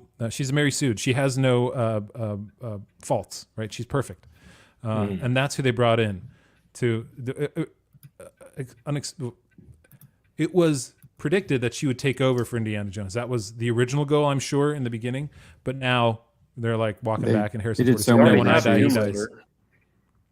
Yeah, they could have done that, but no, you can't. She's writing a Tomb Raider show too, by the way. The actress. She is. Oh God. Yeah, she's writing. But this is it. Show. There's nothing new. We go to Indiana Jones, and it's old, right? Nobody wants to see, honestly, I don't want to see 80-year-old Harrison Ford, right? That's not Indiana Jones. I mean, if they would have done it, they would have had to do it like that. But apparently in the film, he's still like punching and jumping and swimming and diving and falling under things and getting run over, like, and surviving at 80. And it's just, the reviews have been rather over the top, not over the top. The reviews have been, They've minced no words in that, like, this feels really uncomfortable. Like, it doesn't seem right. There's something wrong about this movie. Like, the first 20 minutes are him de-aged with a new actor and a different face, kind of like Luke Skywalker in The Mandalorian. But here, it's just... That Hollywood Reporter quote is pretty damning. Waller-Bridge makes Helena quick. Oh, this is it? Yeah. Waller-Bridge makes Helena, who is Indy's goddaughter, quick with a wisecrack, handy with her fists, and a demon behind the wheel. As is de rigueur in these less restrictively gender-coded times, she's unflappably resourceful, never, because that's what never helpless. Like, she's perfect. But it's so ridiculous because, I mean, Raiders of the Lost Ark did not have a strong female character. Was Marion not like an impressive woman? You know, I mean, all throughout the indie movies, you know, but she had to be rescued by a man, Garrett. Come on. Yeah, well, there's strong women, but in a womanly way. I guess that doesn't exist anymore. But you know, I'm aging myself. Oh, it exists. They just don't. Yeah, they pretend it doesn't. Yeah, it's like, well, it's the strong female whole thing is making women into men rather than actually trying to highlight and accentuate feminine traits that make them strong. And what, I mean, and two strikes in one character, right? So you're making, all you're trying to do, just like all the talk about the, female bond, you're trying to just copy the male character and make it female on one hand, and on the other hand, then you're Mary Sueing it, which means that you're removing even like James Bond had a couple of big flaws. Indiana Jones has a couple of big flaws. Like there's flaws. If you just make it's boring. Oh, I don't know, like a Jedi who's a female who instantly has command of all the Force and never struggles at all, or this kind of character. Like, who wants this? There's no there. I mean, the writers want it. I think because it's literally they believe, like 0.5% of the people who these writers want it because they want it because this is how they're going to fix the last 6,000 years of patriarchy. Right, that's their goal, and they can only do that through the words that they have, and that's why none of us like it. But the problem is they're not doing it with new stuff; they're doing it with the stuff that we love already, and they're ruining it, and it makes me so angry. I don't even really want to see this Indiana Jones movie because I don't want to be my last vision. It's like going up to a casket and seeing your grandfather, or a loved one, and the last vision you have of them is their lifeless body. It's hard. And I just watch Raiders of the Lost Ark and Last Crusade. Last Crusade, yeah. That's an interesting the Times of London statement. The good news, to answer Jonathan's question, is it's not as poor as Indiana Jones and the Kingdom of the Crystal Skull. The bad news is it's not much better. I mean, the fact that it's called what is it called, Dial of Destiny, and it's not actually any kind of like legitimate artifacts, I think shows that this thing is going to suck. Oh, you mean they made it up for the movie? There's no like, it's not based in our at least inspired by. I've never heard of a Dial of Destiny. Neither have I. Seems like it's got some kind of time travel aspect to it. Yeah, it does. The fact is that you cannot really create these stories on their own merit because they would get absolutely no interest, and so you have to kind of like possess a different body, so to speak, to gain people's interest. Like, oh, it's Indiana Jones, I bet I'll like it. And then you've completely possessed it with some other spirit, so to speak. Right. And, the Dungeons and Dragons writers actually admit that they use IP to push their own story as the vehicle. Yeah. Because no one wants their story. I mean, I think it's obvious now. Yeah. Right. So it's the husk possession. But it's always good to hear when the people actually like tell you what we clearly can see with our own eyes and figure out with our own common sense. When they actually yep, that's what we do. It's like, yeah, we figured that out 15 years ago. But it was like that Ghostbusters movie that came out, was that last year or something? I haven't even seen it because I know the all-female Ghostbusters. The female one or the one with the definitely kids? Didn't see that one. That's like the least funny people. Oh, Afterlife. Yeah, the Afterlife one. And the funny thing about it is it was the same freaking story. It was like The Force Awakens for Star Wars. This was Ghostbusters Afterlife to Ghostbusters. There was very little different. Like it had all the same characters and the same beats and like the same soft reboot then. Yeah, the same. You had the Keymaster and whatever else the person in Ghostbusters. Remember Rick Moranis and Sigourney Weaver turned into the dogs. Same thing in this one. They had to go anyway, they had to do. They rewrite older movies and put like kind of like different skins on them to try and make you think that it's a continuation. This has to be my purpose in life now, to figure out how can we get great new stories because nobody is writing them, and it's driving me crazy. Nobody is writing good stories anymore. How do we get people to write good stories that are new and not born out of the things that they love originally? I think there's people writing good stories. It's new. It came out this year. People are writing good stories, just no one wants to make them into feature films, Right. I mean, that's really what it comes down to. I mean, they're out there. I've seen some interesting stuff. I think what was it? My wife and I keep waiting for the next season of Severance to show up. There's been some things like that are kind of curious and bizarre. Yeah, but even that, right? The messaging that they put in, you're like, okay, I know you have. Yeah, I know, but it's curious. It's interesting. Yeah. Yeah, it was good. There's so few far between, though. I mean, I remember there were times you'd go to a movie theater, and granted, it's all ruined now because you get every little bit of news thanks to sites like freaking Bounding Into Comics. Everything. I think it was. I heard the other day, 1993. Is it the greatest year in cinema? You had you had Shawshank Redemption, Jurassic Park, Forrest Gump. I think they're all Jaws 4. Last Action Hero. Last Action Hero. But all these great kind of stories that stood on their own, blockbusters, and we just don't see stuff. It's just like this summer, which version of Marvel, which reboot are we getting? I also think there's something about like they complicate things. So my wife and I were just watching Kindergarten Cop, and that is literally a movie about a kidnapping.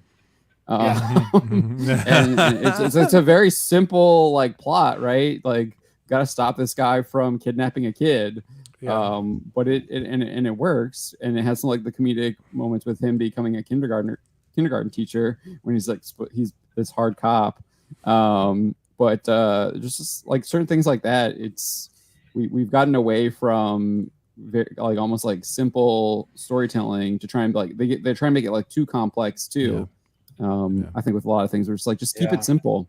I think The Mandalorian that's the biggest problem with that show. It tries to do instead of just staying simple. One of the movies in 1983 was The Fugitive. There's not. I mean, it's not. Actually, I was thinking of 90. I was thinking of 94. It's you've got like The Crow, you've got True Lies, you've got Shawshank, you've got Speed, you've got kind of these iconic films that were there. That's amazing. Yeah, it was good stuff. Maybe it's just us being aging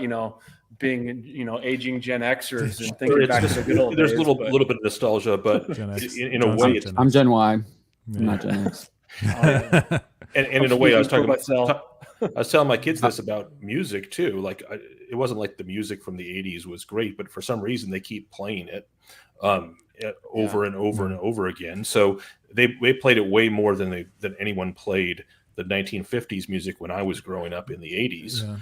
And so so my theory has something to do with the fact that you can't, and I've said this before, but you can't give what you don't have. And the problem is that with creativity, in order to give something creative, it had to be the soil of your life growing up, and the thing, you had to have struggle, you had to see real things, you had to, what's the cool phrase now is go and touch grass. You had to actually be, or in my case, cut the grass over and over again, and trim the trees and all that stuff. So it isn't even just mundane stuff like that, but we talk a lot about how the fertile seedbed of Tolkien's work is often credited, and in his own admission, to World War I, and his real struggles and the real tragedy that he faced.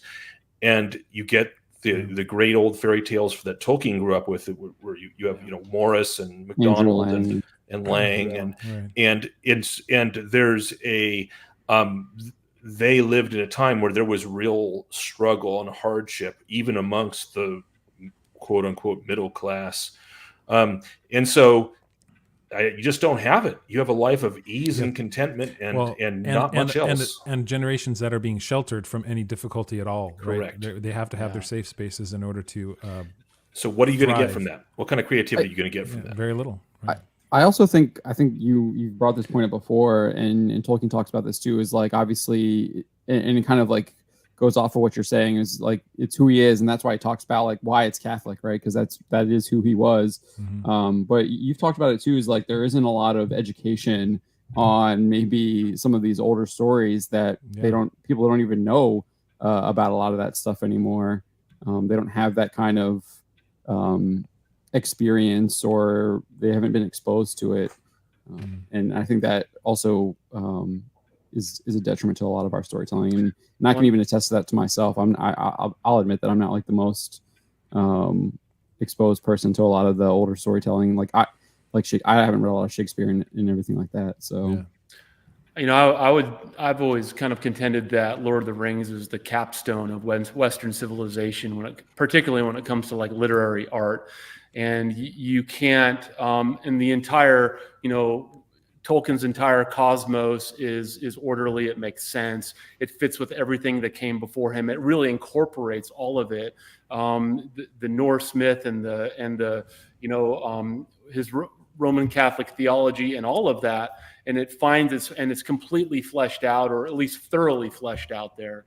And that's why they can't do the Rings of Power right, because they don't breathe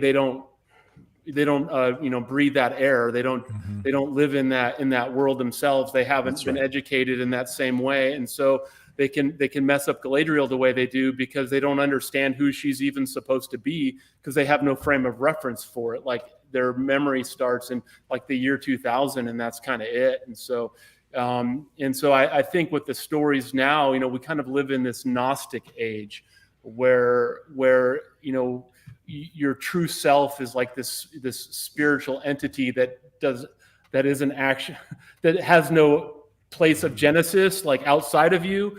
And so this idea that we can kind of enflesh that truth is in flesh doesn't work for people. And so you can, like you were saying, Michael, like that idea of like this possessed husk. We just have this husk that we can kind of, possess and repossess and kind of fashion the way we want. I don't know that we're going to see that without some kind of like return, which I'm kind of losing hope for, I got to say. It feels that way. Yeah. Well, I mean, in the 90s, I will say there's some movies that weren't made that we really, even then, missed out on, quality movies like that one. I just wish. I didn't miss that one. I'm here to pump you up. I know. I don't know if you guys saw, like, this is on Conan O'Brien's podcast where they actually got Dana Carvey and Kevin Nealon and another guy to actually read through scenes from this movie they wrote, which never got made, which I'm like, oh man. And they point out, like, this movie will never be made today. It's impossible because every other line has girly man in it. And that's just not going to fly anymore. Don't be such a girly man. So anyway. I'm Hans, he is Franz. We're here to pump you up. I know, right? Good times back in the day, man. All right. So I want to bring up one last thing. The final thing, I always like to end on something, and we already did talk about something deep, but it's something that I put up a short video about. We talked about it in our podcast, and I thought we could flesh it out a little bit more, Michael and John and Garrett. Hey, we're all got different names now. This is great. Is that this whole idea, right?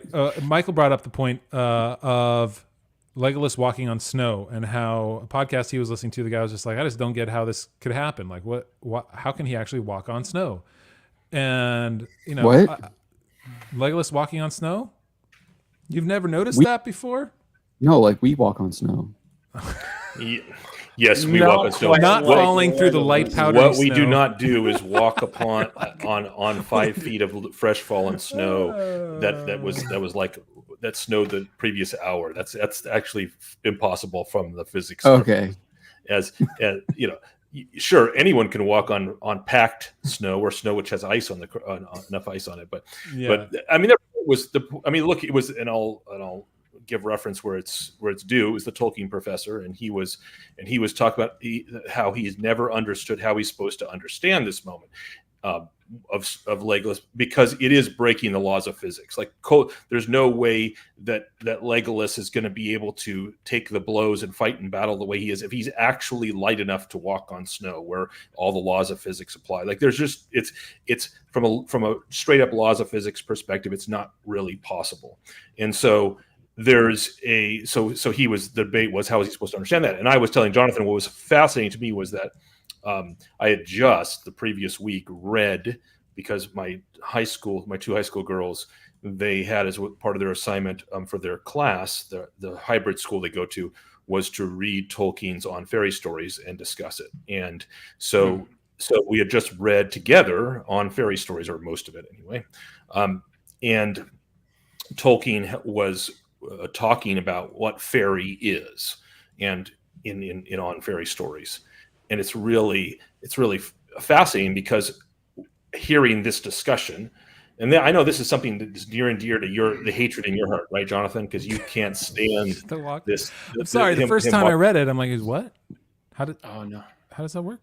He's walking on snow? What? Yeah. So it doesn't from a physics perspective, but actually that's part of Tolkien's point in On Fairy Stories, is that fairy is something different, and elves are fairy. They are, in fact, that is the representation of fairy in the world of Middle Earth is elves. And the thing about fairy is there are, in fact, things that we would call breakage of the laws of physics that are due to the relationship that fairy has with the world. So elves have this interesting relationship with the world of Middle Earth, which is totally different from the way dwarves interact and humans and hobbits interact with the world. And they're a part of it. It's even different from the way Maiar interact with the world, because Maiar, of course, their source was not the world. They came from outside the world. But the world of Arda is is part of who elves are in a way. And so to me, I was just looking at that moment going, yep, that was the fairy moment where he was saying Legolas is just something different. He interacts with the physical world in a different way. And we see this in a couple of other places where Legolas puts his ear to the ground and like listens. First, he listens to the stones of Reggie, and he listens and hears things from, that are his sight too. Exactly. His sight, everything about him is he's just a different kind of being. Yeah, different kind of being, exactly. And Tolkien's making a point that his relationship with the natural world is different here than one would describe as physically possible for the other. Well, and that's you see that right in the resurrected Christ, who passes through walls but at the same time eats food. And even the pre-resurrected Christ, who walks on water. This idea that we have our laws of physics, but we also in our 3-pound brain don't understand all of the universe and its laws as fully as we think we could. And I think there's I'm a fan of like Nikola Tesla, and the idea that he kind of saw things and realized, no, you can just broadcast electricity through low frequency energy waves. And why do we need wires for, and that was not something that people could conceive of and still have a hard time conceiving. Well, wouldn't that electrocute you? Well, no, like there's these concepts of magnetism and things like that we just haven't understood yet. Just our technology has taken us in a certain direction and we still stay within this certain narrow bandwidth. I have, the concept of fairy is there are other kinds of beings who have different understanding of the physical world and interact with it on a different plane than we do. Right. And the elves are not just, pointy-eared humans. They're completely different creatures entirely. Right. Yeah, we have angels too that literally can manifest themselves to us, and and then a lot of times we can't even see them, but they're there with us. See, and what's interesting to me about what you just said, Garrett, was that when it comes to Christ and when it comes to, angelic beings, like Gandalf is the closest thing to an angelic being that we have in Middle-earth, in the Fellowship. And Gandalf can't walk on snow. And so there's and Christ, when he does that, he's doing that to show his mastery of nature, right? It's not, he is, I think that what the Christian would say is he's showing his power over nature. I don't think Legolas is showing his power over nature by walking on snow. And it's inherent to his person. That's right.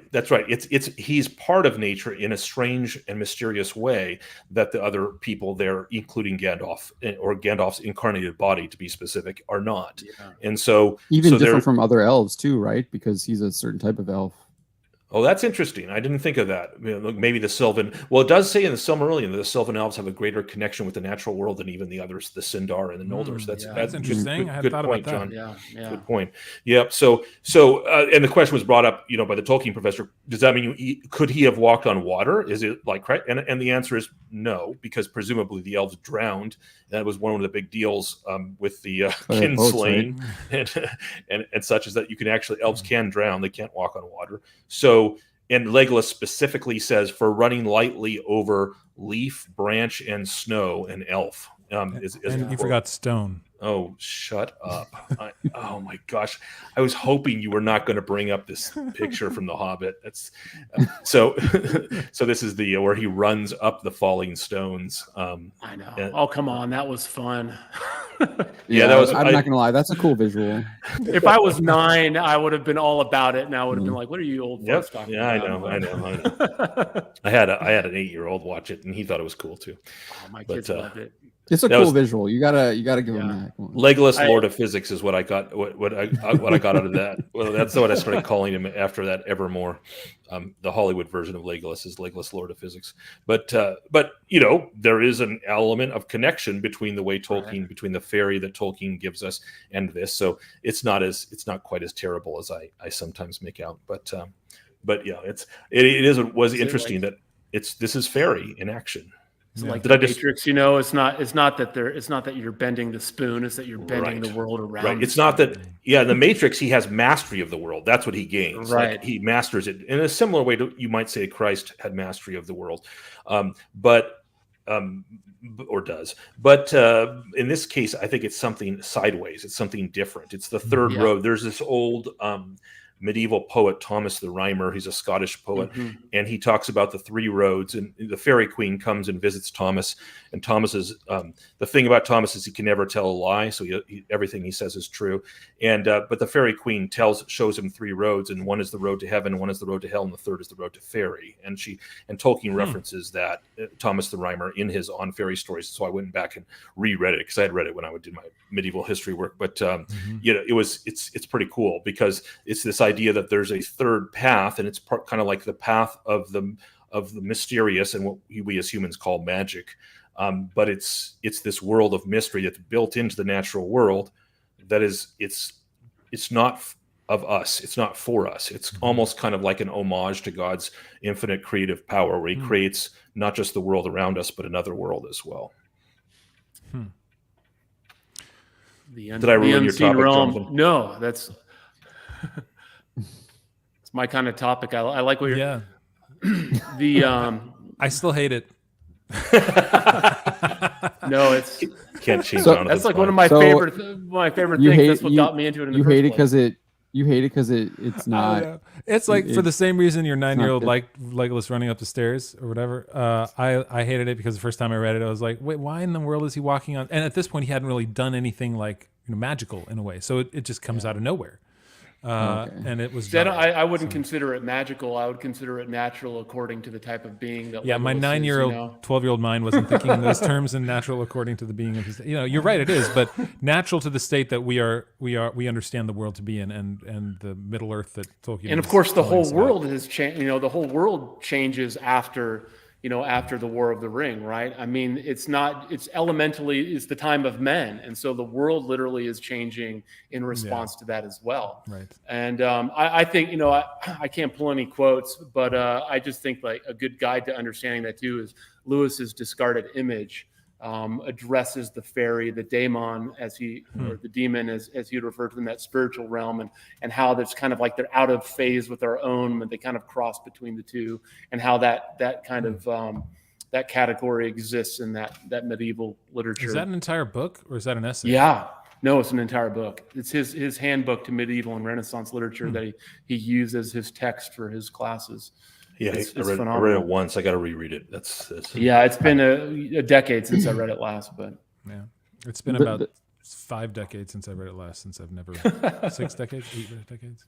There might also be a case where, like, if you reading the Gospels, like Christ's disciples, while he was alive, still, not even after he was crucified, but they were going out and healing people in towns and in villages as well, and performing miracles in his name when he wasn't even with them. So. I think there's a possibility too that he has again, I think kind of just what Michael was saying is just going off, and he has these just different abilities as well. Yeah, well, you see that like the spirit of Elijah, right? So you have like Elijah the prophet. He's ministered to angels, and then you have John the Baptist, who's said to be like in the spirit of Elijah, essentially, and does the same thing, goes and lives in the desert and is ministered to by angels. And so there's this kind of like place where there's a nexus of the physical and the material, and where like they're sharing properties of both and experiencing both, and able to kind of influence matter in a way that we can't. And I see the elves as occupying that space. In Catholic tradition, there's also a saint who was beheaded. He picks up his own head and like walks down the mount after his head was chopped off, still preaching the word of God as he's going to his burial. You're right. He to his burial, exactly. He's not just that was it isn't. Wasn't that in Doctor Who? I thought that was a Doctor Who episode. But no, that's a I'm just kidding. I forget what saint it is, but that's a Catholic. That's a Catholic tradition. Oh, it happened in Doctor Who too, but like all good things are stolen. It just occurred to me that isn't the the marshes.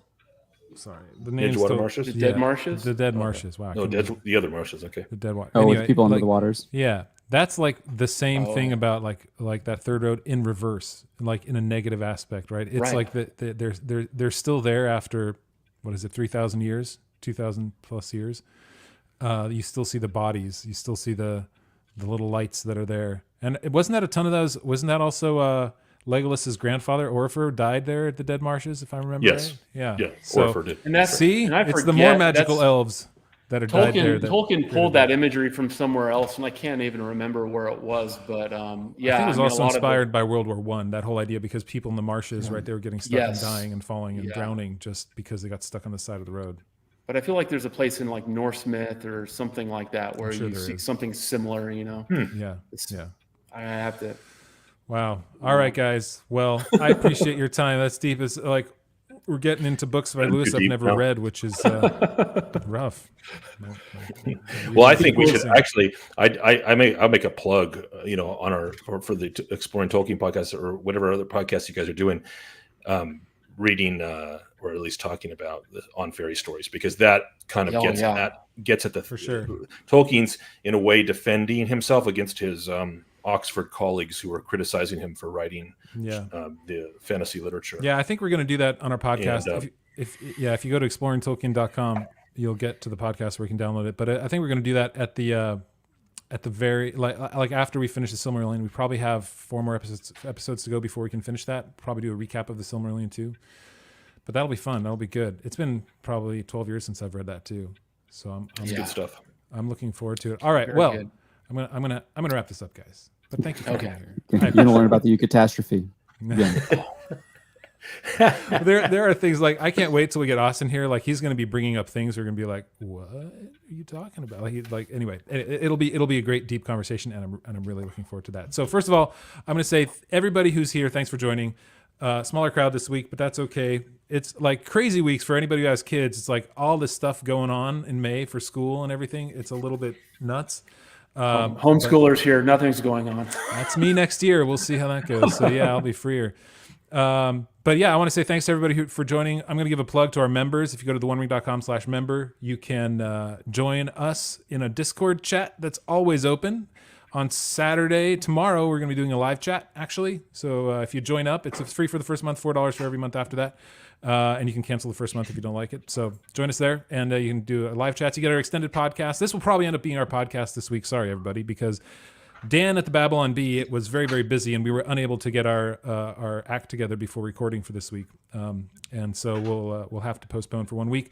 But yeah, go to the onering.com/member and join there. And then I'm going to let you guys plug everything else. So I know, Garrett, you don't have much to plug yet, but maybe in the future. No. In the future, I'm not going to, my wife and I are putting something together, but it's going to be probably a month or two before anything launches. And we'll see what happens. That's good. But it is happening. Michael has the same plug that I do, unless he has something that I don't know about that he wants to plug, and like a competitive podcast show channel. No, like that. No. This is my fun for the week. The rest of it is startup work. So not this. So go to theonering.com/member again for Michael. I'm going to replug it because I get to do 2 people. Just joking. But more importantly, John Trent from the editor-in-chief of Bounding Into Comics. Yeah, we got the website boundingintocomics.com. Got new stuff up almost every single day. Dude, and it's not like one article. We're talking like you cover everything. How many little elves do you have working for you? We probably have like 6 people on comics. Wow. Maybe 7. It depends. Like so some of them might not write every single week. So I think this week we had I didn't see the Willow one. Dude. These people are such friggin' wimps. Deal with failure in your life, man. My kid played soccer. He lost 1 game. They had a special needs kid who couldn't play at all. They were down a guy the entire time. And what a learning experience it was for him. This is your opportunity to get better, but no, they're going to go anyway. Sorry, John.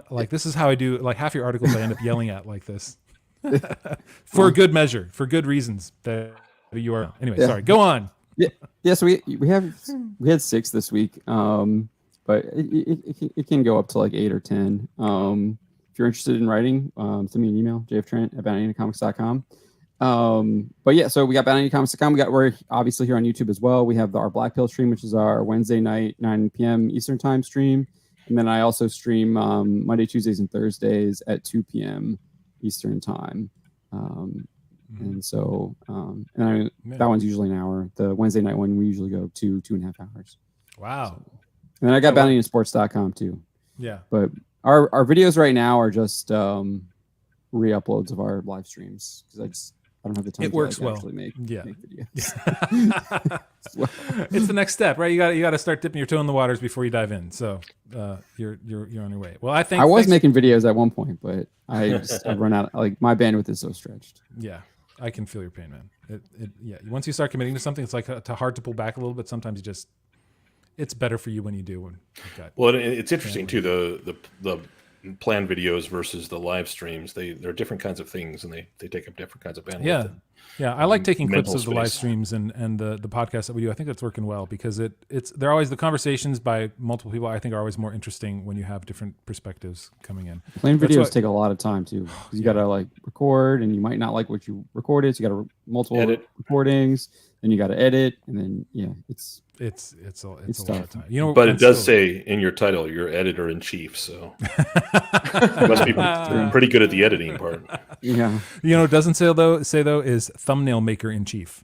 I don't make the thumbnails. Still the worst part of putting anything on YouTube or on the podcast, like coming up with a thumbnail. I've got people complaining that I had like Rings of Power people on the thumbnail, and then I was using AI art to generate a thumbnail. I'm like, look, what do you want me to do? Like, there's only so many things I can put in there. That's like, what's wrong with the AI art? That makes it easier for us. It just looks so like it's made up and like it's not real. And then I throw in some Rings of Power, some other characters, and they're like, don't use those guys in your podcast. That's unbelievable. You shouldn't be using Rings of Power people. I'm like, which AI art generator are you using? Midjourney. Gab has one that's pretty good. I don't know if you use that Gab. But no. Yeah, Gab.com has a chat bot that you can literally just tell it. Yeah, that's how Midjourney works like, too. Give it like three words, and then it'll like. It's crazy. Give you an image like within 5 seconds. Eventually, it's going to be movies, right? Give me a movie with a plot. Here's the thing. It's going to generate the images. It's going to generate the 3Dness. It's going to generate the dialogue. It's going to generate the credits. It's going to do everything. Eventually, it's going to be economic and foreign policy too. People are saying like you'll get AI to generate contracts, legal contracts, because we're going to get lawyers out of business. Absolutely. Already done it. I did it. I'm working on legal contracts. So as for fun, I decided to let's see what ChatGPT can do with this. The one thing AI cannot regenerate is good conversation like this. Nope, you can't. And also, by the way, if you want original art, my daughter's back for the summer, so she can do art for us too for the cool for the weeks. Yeah, we did that for the first like 7 or 8 episodes of ours, and then she might have to go back to school. That was great. She's a great artist in a lot of mediums. All right, I'm going to shut us down. Thank you everybody for joining us. Hey guys, hang on after we roll the credits here, so to speak. All right, and we'll see you all hopefully next week if we can all make it. Cheers.